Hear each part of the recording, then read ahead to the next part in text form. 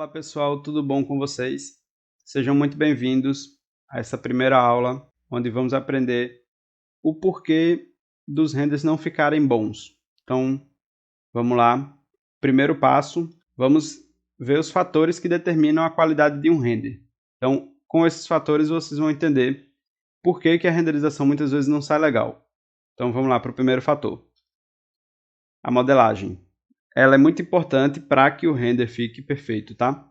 Então, se você tem uma modelagem bem feita, bem otimizada, consequentemente, seu render vai ficar bem feito e também bem otimizado. Então, vou passar aqui para a próxima cena, onde a gente vai ver esses mesmos móveis renderizados, daí vocês vão sentir a diferença.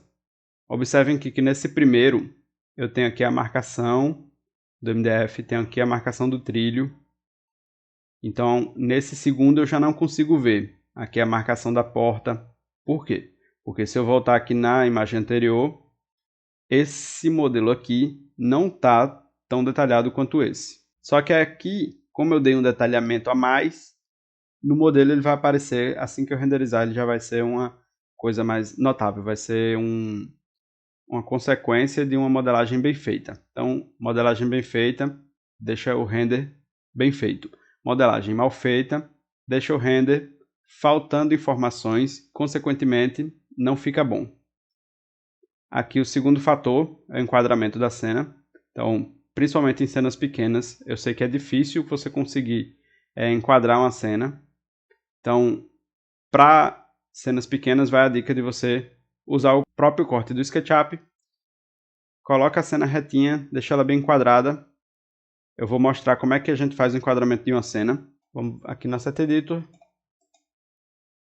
configurações, Render Output, temos essa configuração aqui chamada Safe Frame.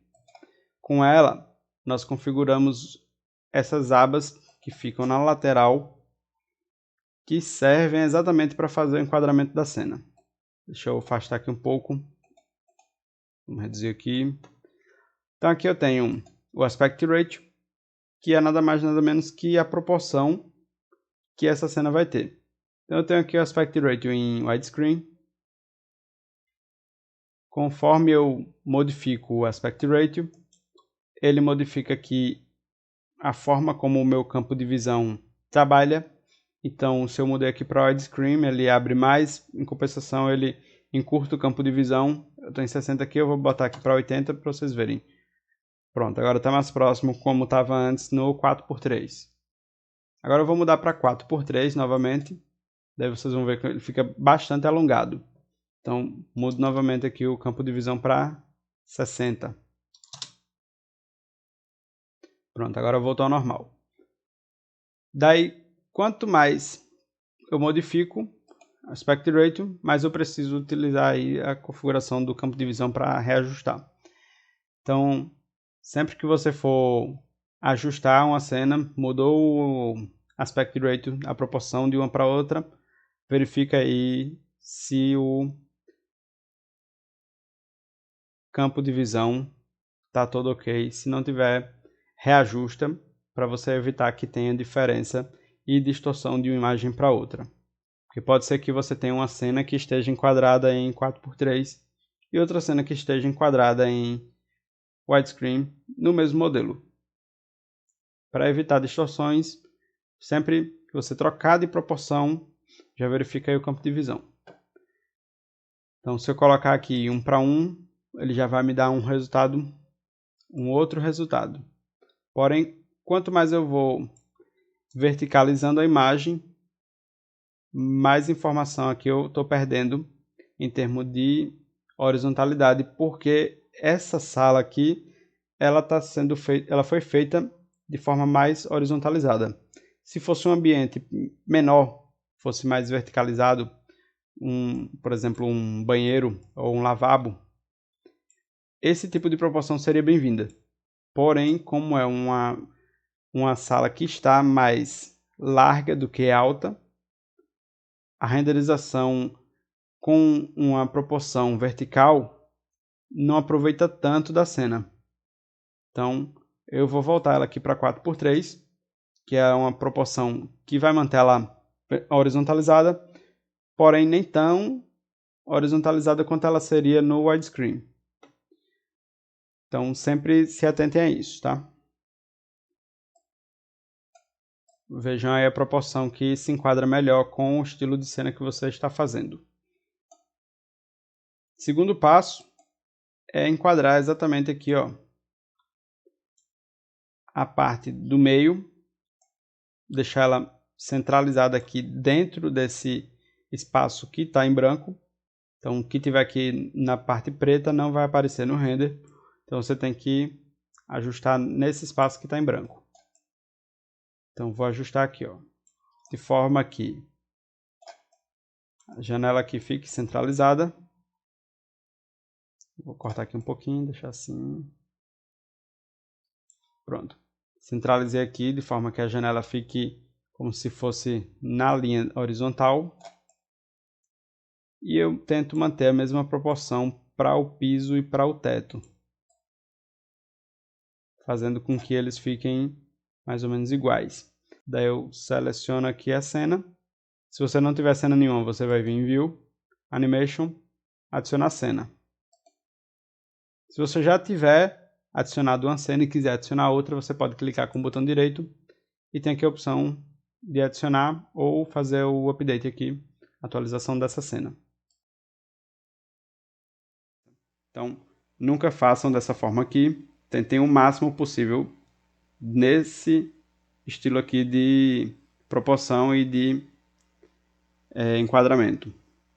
Lembrando que a proporção ela tem que respeitar o tipo de render que você está fazendo. Então, se você está fazendo um ambiente pequeno, o ideal é que você use uma proporção um pouco mais verticalizada. Se você está fazendo um ambiente mais horizontalizado, um ambiente um pouco maior, então você usa uma proporção um pouco mais horizontalizada também. Então vamos para o próximo fator. Iluminação.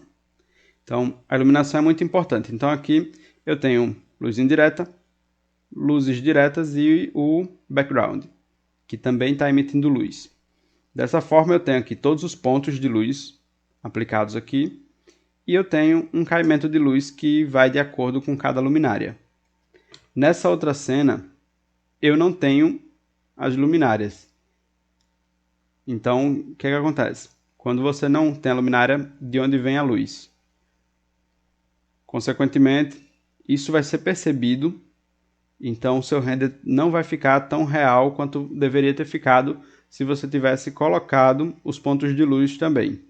Então, sempre coloca as luminárias e tenta sempre iluminar com o ponto correto.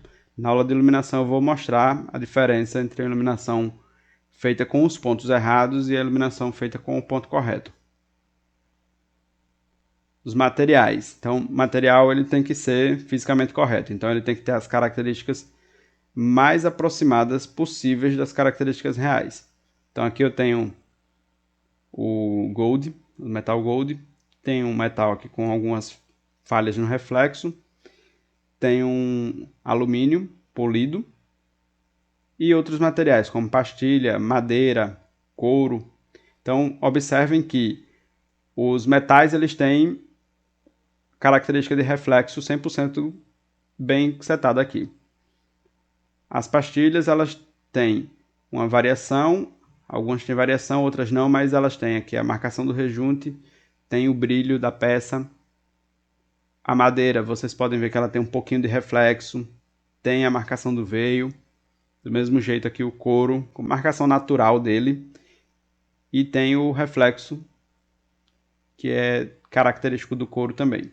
Então, tenta sempre aplicar o material de forma correta, copiar o máximo possível das características que você consegue ver num material real. Então, observa o material real, depois você tenta reproduzir ele na renderização, que aí vai ser muito mais fácil de você conseguir chegar num realismo. Você vendo o material real na sua frente, copiando as características dele para overlay. O quinto fator são alguns efeitos que você pode acrescentar para dar uma melhorada, digamos assim, na imagem. Então, um que eu uso muito é o Lens Flare, que é esse efeito aqui. Ele faz esses flashes de luz, ele deixa uma espécie de bloom onde tem iluminação, isso causa um efeito muito bacana, que a iluminação ela dá aquela suavizada, ela não fica marcada. Outro que eu gosto de usar muitas vezes é o desfoque. Com o desfoque você pode focar em algo que você queira mostrar na cena e, querendo ou não, ele dá uma beleza também, porque dá uma noção melhor de profundidade. Então aqui eu tenho um campo de profundidade muito bem definido graças ao desfoque. Vou passar aqui para o próximo fator, que é a composição da cena. Então, se você tem uma cena externa ou interna, o importante é compor essa cena o melhor possível que você consiga para que essa cena fique, digamos assim, fotogênica. Então vamos lá. Para uma cena externa, essa cena externa aqui que eu fiz, eu compus com algumas árvores aqui em primeiro plano, para fechar um pouco mais essa questão do céu, não ficar aparecendo como se fosse vazio em cima. Preenchi aqui as laterais, para não ficar realmente não ficar um vazio. Evita sempre deixar isso aqui vazio. Tenta compor da melhor forma possível. Aqui eu coloquei também uns pássaros para fazer uma composição, não ficar apenas o céu limpo. Vegetação, tipo, sempre que puder colocar vegetação, faça isso. Coloque bastante vegetação, porque ela vai dar, principalmente externa, vai dar uma vida grande. Interna é ótimo também colocar vegetação. Então, se você tiver a opção de botar um vaso com uma planta numa cena interna, ou colocar um jardim vertical, algo do tipo, coloca, porque vai ficar muito bom na imagem. E você vai ter uma imagem muito mais real, porque você tem algo vivo compondo aquilo ali. Vamos para o próximo fator, que não é na verdade um fator, mas é uma dica, que é a gente sempre buscar referência. Como eu falei na questão de materiais, busca referência no mundo real e tenta aplicar ela no render, tá? Então, se você pega uma referência e você tenta copiar ela ao máximo, você consegue chegar no realismo, porque você está vendo o que você quer imitar ali na renderização. Então, esse trabalho aqui eu fiz alguns anos atrás para apresentar no curso de arquitetura, e eu tinha que falar sobre essa casa Murat Salo. Daí eu aproveitei que eu tinha que modelar ela para pegar a planta e fiz a renderização dela.